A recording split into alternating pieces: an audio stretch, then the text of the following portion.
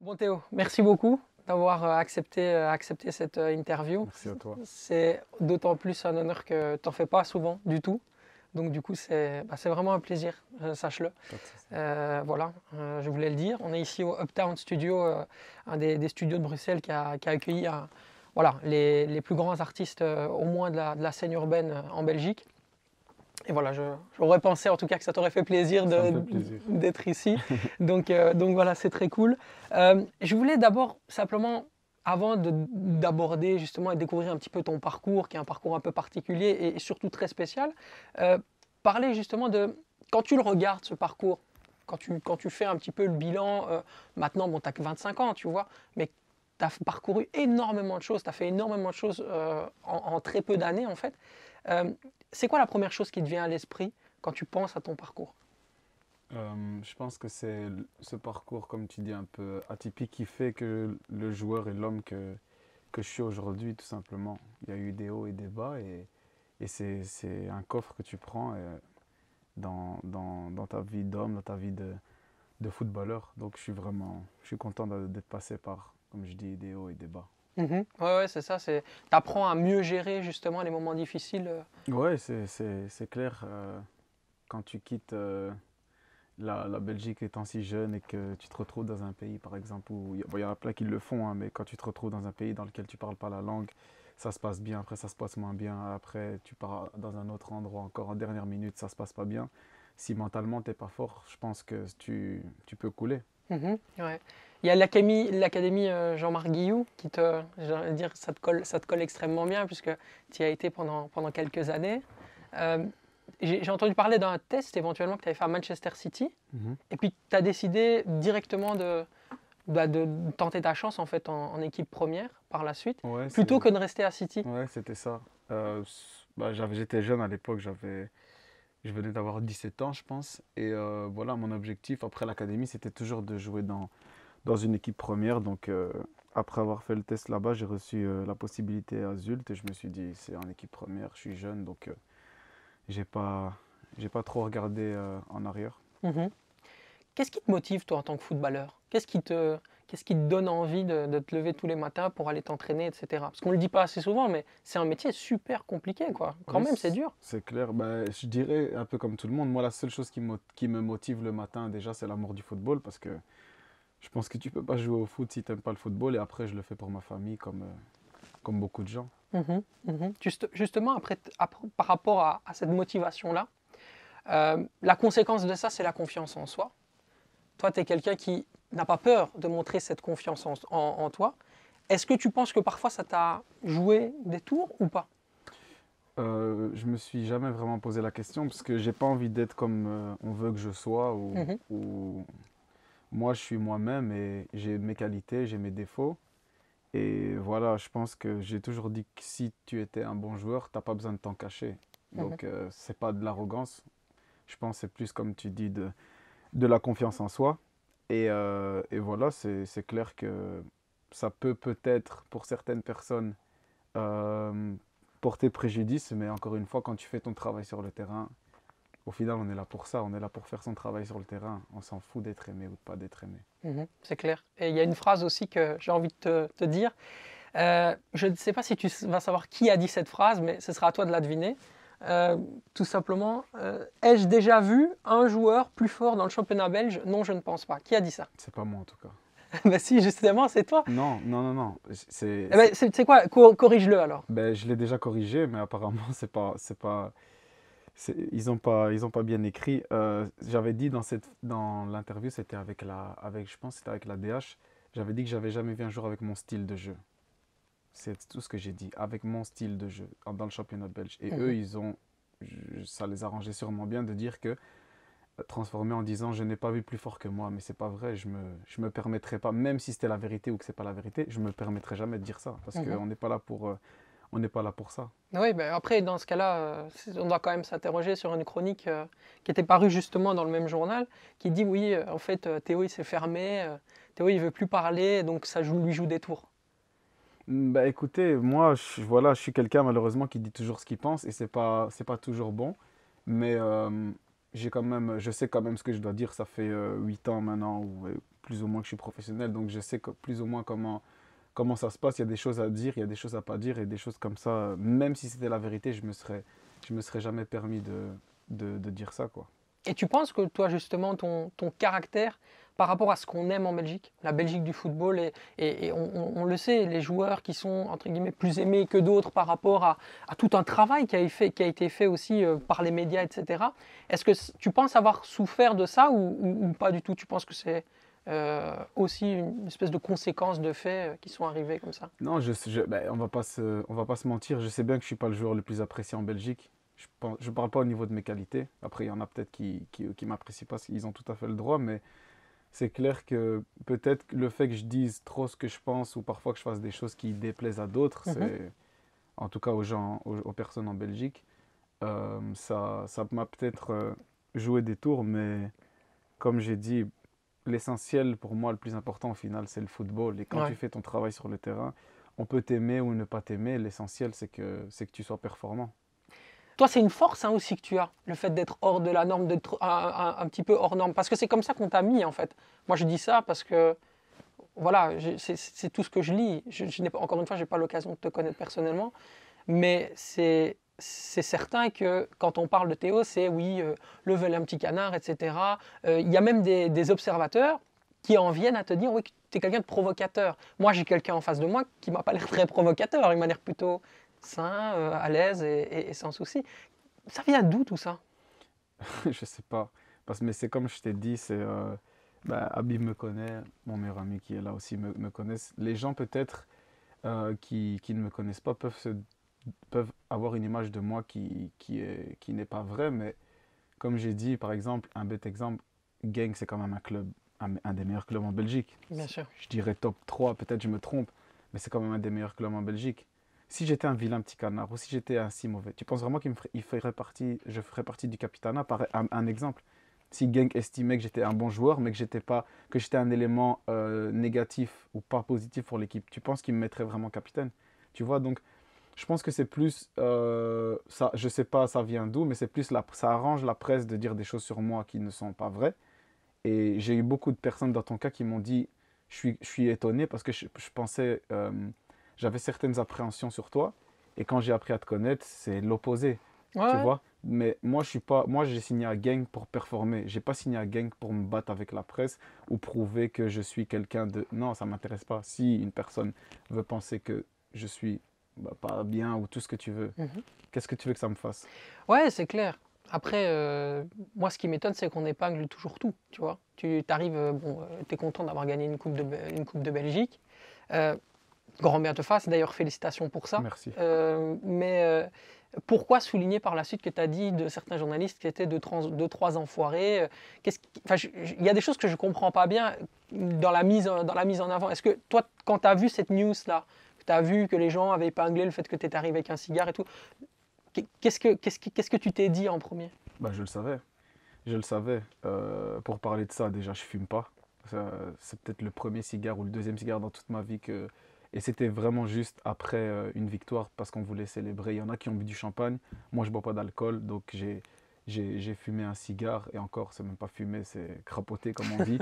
Mais voilà, après, c'est mon avis. Peut-être je me trompe. Ça résume un peu la mentalité. En tout cas, avec moi en Belgique, avec Théo, c'est toujours oui, mais. Tu vois, à Mhm. chaque fois que je fais quelque chose de bien, c'est bien, mais par contre quand je vais être moins performant, là tout de suite ça va écrire des choses négatives. J'ai l'habitude de ça et comme j'ai dit, ça me dérange, j'endors pas mal la nuit, tu vois. Mhm. Comment un joueur, parce que moi je sais bien que tout le monde m'attendait en finale, je sais bien, c'était sûr. Tu t'imagines, je passais à côté de ma finale, qu'est-ce qu'on allait dire de moi? Mhm. Malgré la grosse saison, j'estime que je fais. T'imagines tout ce qu'on allait dire de moi si Mais moi, je suis quelqu'un. Après, ça peut arriver que tu as des baisses de forme. Je suis un être humain comme Mhm. tout le monde. On a tous des moments où on a des baisses de forme.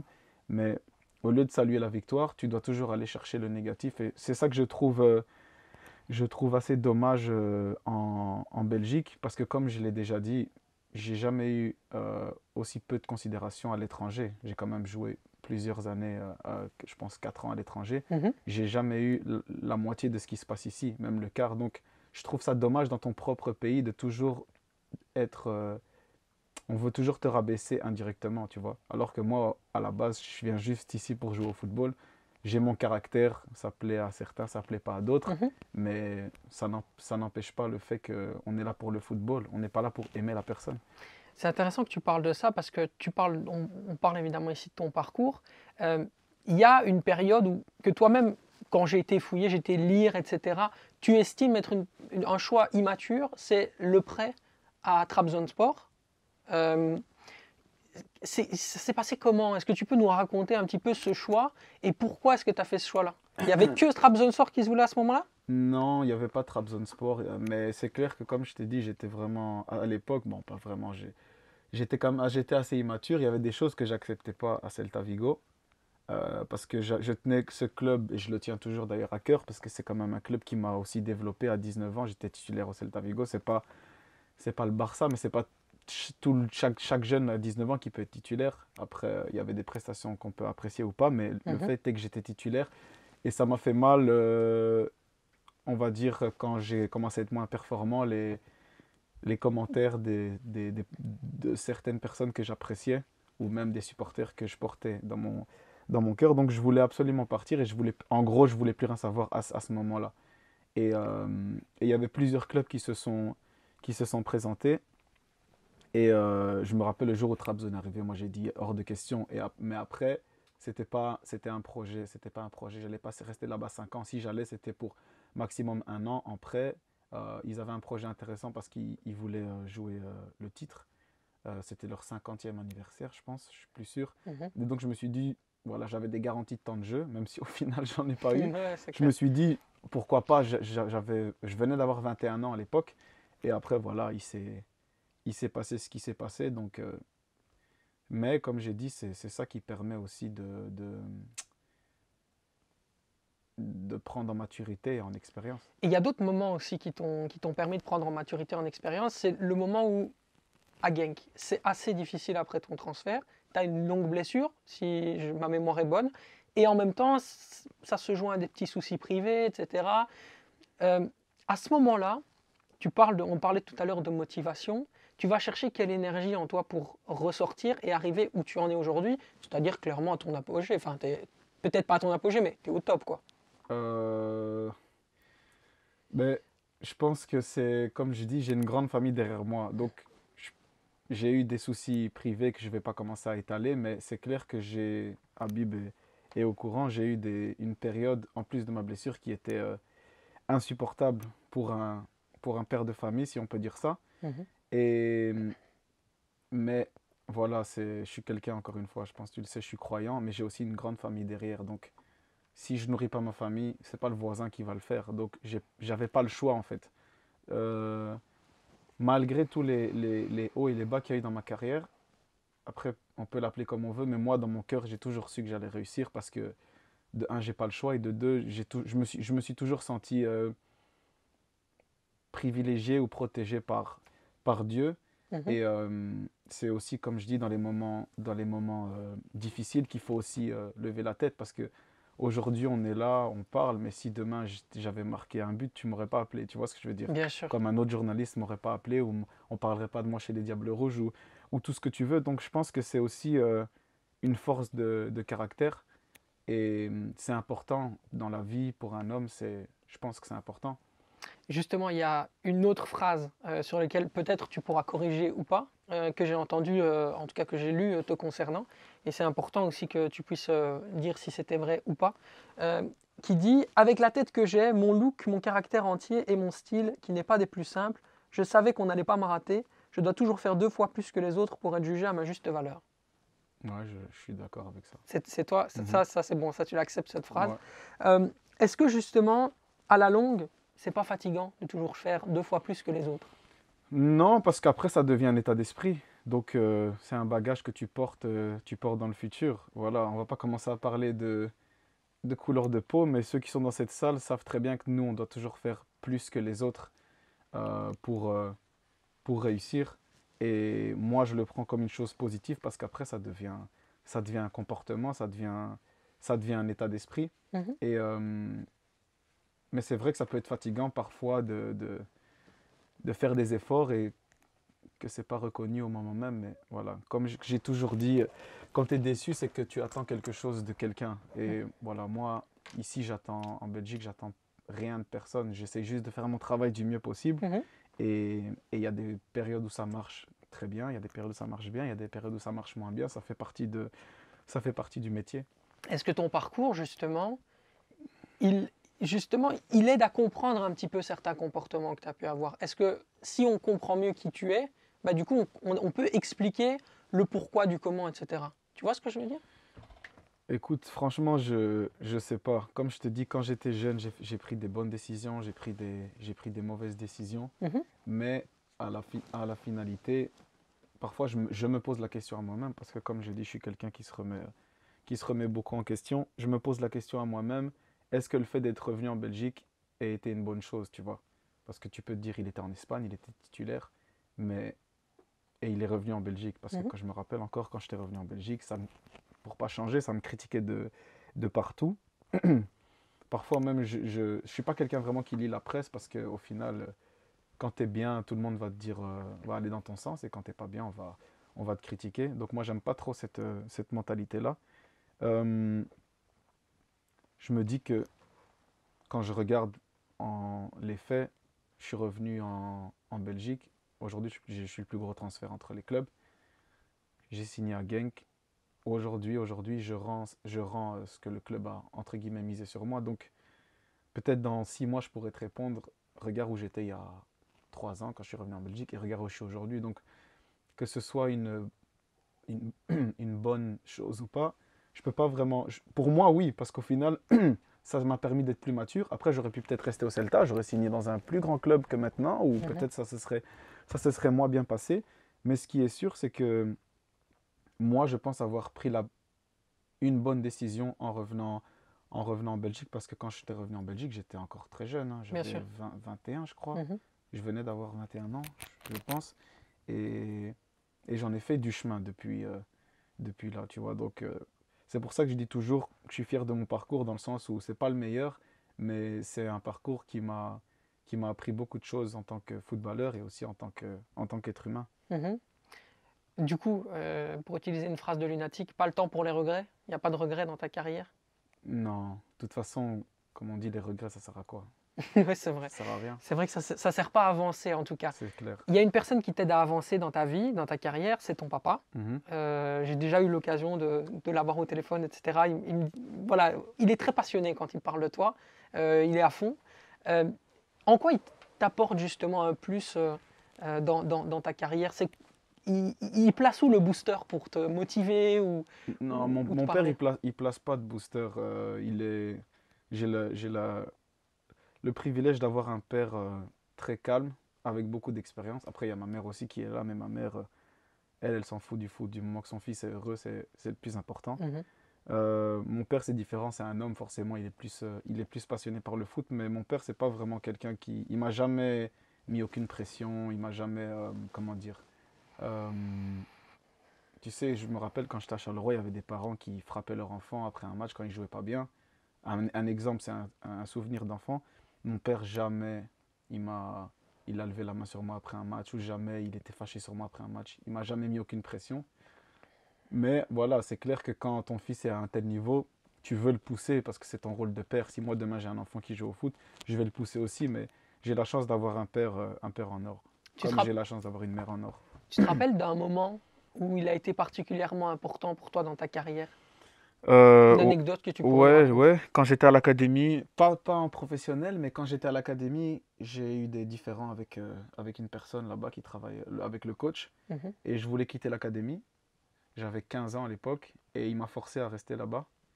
Et j'imagine que si j'étais pas resté à l'académie, je serais sûrement pas où je suis aujourd'hui.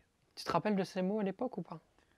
Non, c'était pas des mots, c'était tu vas à l'académie, c'est tout, il n'y a pas le choix. Tu discutes pas, mais c'est clair que comme je dis, j'ai la chance d'avoir un père comme ça. Plus jeune aussi, j'ai fait, c'est pas, ça revient un peu à la même chose. On a fait un accident avec mon père et j'allais passer à travers la vitre et j'avais pas mis ma ceinture, j'étais petit.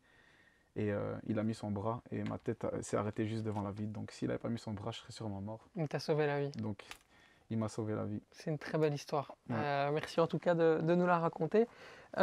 Justement, par rapport à tout ça, il y a beaucoup de choses qui sont passées à un moment donné. Tu as quand même eu la chance d'avoir été repéré, ou en tout cas kiffé par Zinedine Zidane. C'est un grand moment. Tu peux nous raconter quand même, parce que Zinedine Zidane, quand même, c'est pas n'importe qui t'a mis en avant comme ça, ou en tout cas qui a salué ta très belle performance. À l'époque, c'était avec le Celta face à Madrid. Ouais, comment ça s'est passé? Donc, on, il y avait le match qui se passait et moi j'étais sur le côté gauche, je me rappelle, et il y a un ballon qui sort. Et je me rappelle, je dis, je lui dis ou pas? Je lui dis ou pas? Et quand j'étais à côté, j'ai dit, ouais, Zizou, je t'aime, tu vois.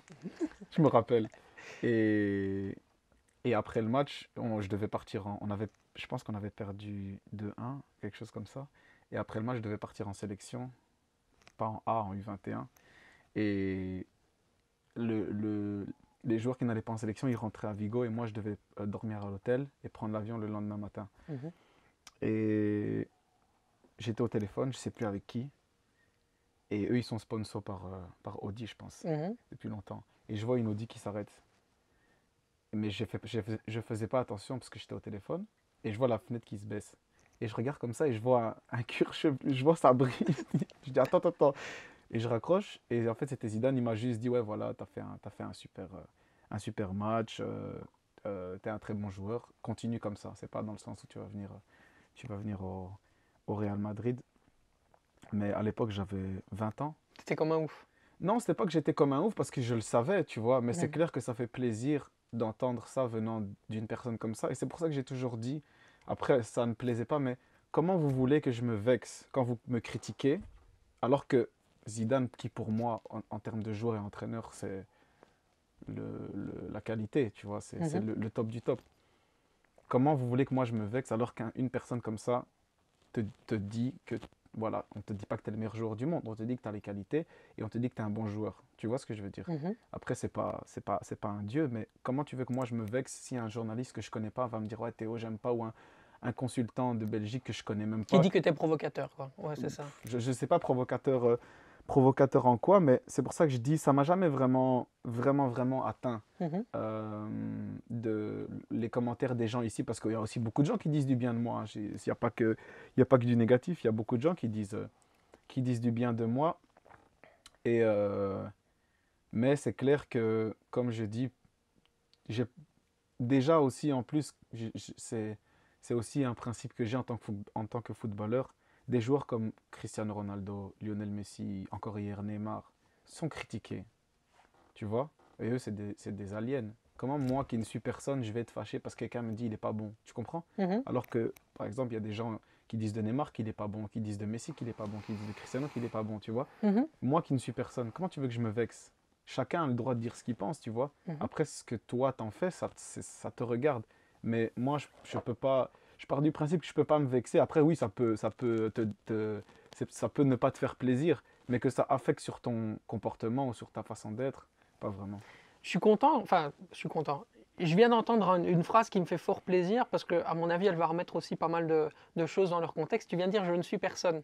Et il y a beaucoup de gens qui pensent que tu te prends pour quelqu'un. Et donc ça me fait plaisir parce que quelque part, tu remets un peu l'église au milieu du village. On va pas se mentir, tu vois. Est-ce que, tu vois, cette humilité-là, justement, euh, comment ça se fait maintenant, moi, je la vois, tu vois. Mais comment ça se fait que ça ne se dit pas entre guillemets dans la bouche des autres, etc. Je ne comprends pas comment aujourd'hui j'ai quelqu'un. Voilà, je suis très content d'être avec toi, mais je m'imaginais l'exact opposé. Comment tu penses que c'est possible que moi, je m'imagine l'exact opposé de la personne que j'ai en face de moi? Pourquoi ça arrive ça? Je sais pas, mais comme j'ai dit, quand j'étais à l'académie, mon coach il me disait toujours, celui avec qui j'avais eu des différends quand je voulais quitter, il disait toujours, il n'y a rien de plus sourd qu'un mec qui veut pas entendre. Dans Mhm. le sens où, si tu lis que les polémiques sur moi, c'est normal que tu vas avoir un avis négatif, entre guillemets. Moi aussi, si je lis toujours de quelqu'un qu'il est, comme ça, forcément, si j'ai pas je ne vois pas de mes propres yeux ou je ne lis pas quelque chose d'autre, euh, tu vas avoir ton opinion. J'ai déjà dit cette phrase, je suis personne, Mhm. mais elle n'est jamais sortie. Pourtant, je l'ai déjà dit, tu vois. Mais pourquoi elle n'est jamais sortie? Par contre, quand soi-disant, fume un cigare ou que je dis quelque chose, là, ça sort en direct, tu vois. C'est que ça les arrange bien, tu vois. Mais moi, je l'ai toujours dit, je suis personne. Je joue en Belgique avec tout le respect pour la Belgique. Si j'étais un grand ou si j'étais le top, je serais pas avec toi maintenant. Je serais voilà, dans des top championnats ou des top compétitions. Donc, je me prends pas pour J'espère que quelqu'un tu que je seras suis quand même pas. avec moi. J'espère J'espère aussi. que tu seras quand même avec moi, même si tu es au Real Madrid. Non, Ça me ferait très plaisir. c'est une manière de dire, voilà, je me considère, je suis quelqu'un de, encore une fois, parce qu'on ne me connaît pas, mais je suis quelqu'un d'humble. Mhm. Les gens qui me connaissent, Habib est là, Tevin, mon pote, il est là. Les gens qui me connaissent, ils savent bien. Je suis pas quelqu'un qui, voilà, déjà même quand tu es croyant, même il y a des bons et des mauvais partout, tu peux pas te prendre pour quelqu'un que tu n'es pas. Mhm. Et c'est même pas la religion, c'est la vie. Moi, mon père, c'est pas parce que je suis professionnel que je suis au-dessus de lui non, je reste à ma place et voilà. Moi, je trouve que c'est important pour beaucoup de gens parce que, mine de rien, tu as quand même un impact quand tu parles, parce que, comme je le dis, tu parles assez rarement, tu as entendu, et ça, c'est très bien.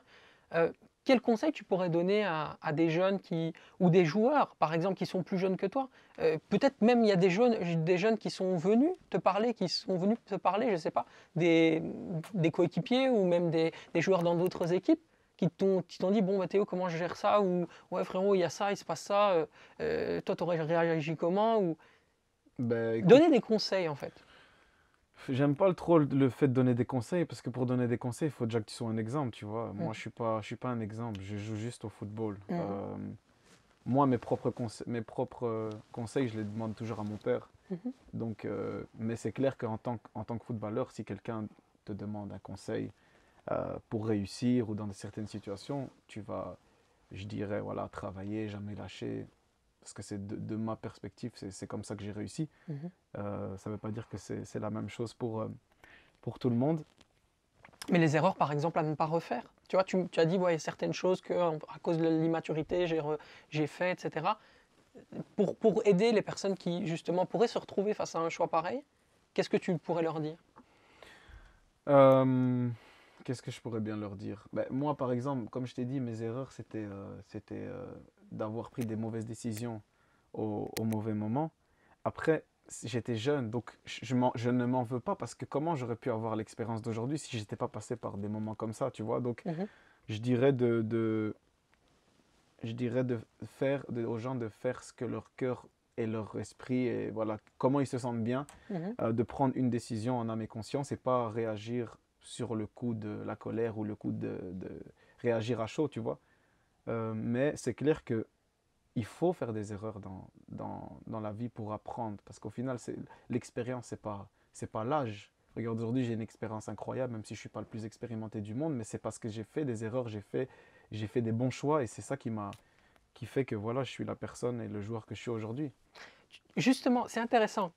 Euh, En tant que footballeur, tu considères que c'est ta passion ou que c'est ton métier? C'est plus un métier ou une passion pour toi? C'est, je dirais la passion, mais aujourd'hui, c'est les deux, parce que je suis payé pour jouer au foot. Donc, je considère le football, quand je me lève le matin, je dis pas je vais au travail, je dis je vais au football. Tu vois Mhm. ce que je veux dire? Ouais, Donc, c'est ça. c'est nuancé, mais c'est important parce qu'il y a des gens, après ils ont leur raison, qui se lèvent le matin, qui se disent je vais travailler en allant au football. Mais moi, quand j'étais plus jeune, j'allais au football pour m'amuser, tu vois. Après, c'est clair que quand tu joues tous les jours, tous les jours, tous les jours, il y a des moments où tu n'auras pas, t'auras peut-être moins envie, mais pour moi, c'est un privilège d'être footballeur parce qu'on Mhm. te paye pour jouer au foot. Qu'est-ce que tu veux de plus, tu vois? C'est Qu'est-ce que tu veux de effectivement plus? une chance exceptionnelle, Ouais, oui, tout à fait. Moi, j'appelle ça une bénédiction parce qu'on te paye pour jouer au foot. Tu vois, Mhm. malheureusement, il y a des gens qui se lèvent à, à, à 4 heures du matin ou à 5 heures pour aller travailler à l'usine pour être payé des sommes qu'ils ne méritent pas, tu vois. Mhm. Et nous, on nous paye pour jouer au foot et à 13 heures, ta journée, elle est finie. Donc, comment tu veux qu'on se plaigne? On n'a pas le droit. Donc du coup, il n'y a jamais eu un moment dans ta carrière où tu t'es dit, je vais tout envoyer valdinguer, j'en ai marre, je vais aller signer dans un pays exotique. Je sais qu'à un moment donné, il y avait le Pyramids FC en Égypte, c'est ça? Qui Euh, pouvait à un moment je donné sais- entrer en je- ligne de compte. ouais. Euh, voilà, il y a des moments où ça t'est passé par la tête ou pas? Bah écoute, je suis un être humain, donc forcément, En mode tu, je suis blasé, j'en ai marre, ça y est. j'ai jamais, voilà, j'en suis jamais arrivé à cette décision, mais moi aussi, en tant que je suis un être humain, j'ai déjà eu même des périodes où je dis j'en ai marre du football, pas à cause du football en lui-même, mais à cause de la vie. Mais comme j'ai dit, c'est des hauts et des bas. Mais je pense que si l'argent m'intéressait, je serais resté à Trabzon. Tu vois ce que je veux dire? Mhm, Parce qu'en Turquie, il n'y a pas d'impôts. La majorité des joueurs gagnent bien leur vie. Donc, si c'était vraiment l'argent qui me motivait, je ne serais pas revenu à Zult. Et après Zult, après la saison que j'avais fait, j'avais des opportunités. Je n'aurais pas signé à Genk. tout à Donc, fait. voilà. Si tu devais définir qui tu es, c'est quoi la première chose qui te viendrait à l'esprit? Euh, un être humain. Je suis pas vraiment spécial, j'ai rien de spécial. Je suis moi et je peux pas vraiment me décrire. Si tu veux, demande à lui, il me connaît. Peut-être il pourra répondre, mais moi, voilà, je suis un être humain, je suis un homme qui essaye de faire, qui vit sa vie et rien de particulier. Mhm. On arrive bientôt à la fin de l'interview. J'avais une dernière question que je pose toujours. C'est si tu as un message à faire passer à l'univers, aux gens, quelque chose qui te tient vraiment à cœur, où tu dis, OK, là-dessus, j'aimerais qu'on le sache, quoi. J'aimerais qu'on prenne le temps d'écouter ça. Un message à faire passer, ce serait quoi?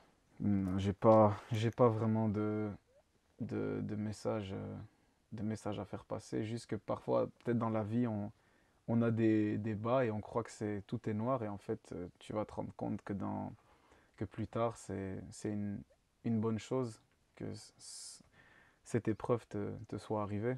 Mhm. Mais sinon j'ai pas vraiment de message à faire passer. Bon, on va se laisser là-dessus alors. Merci beaucoup Théo. Il n'y a pas de Ça fait souci. grave plaisir. Merci à On est toi. ensemble. Merci à toi.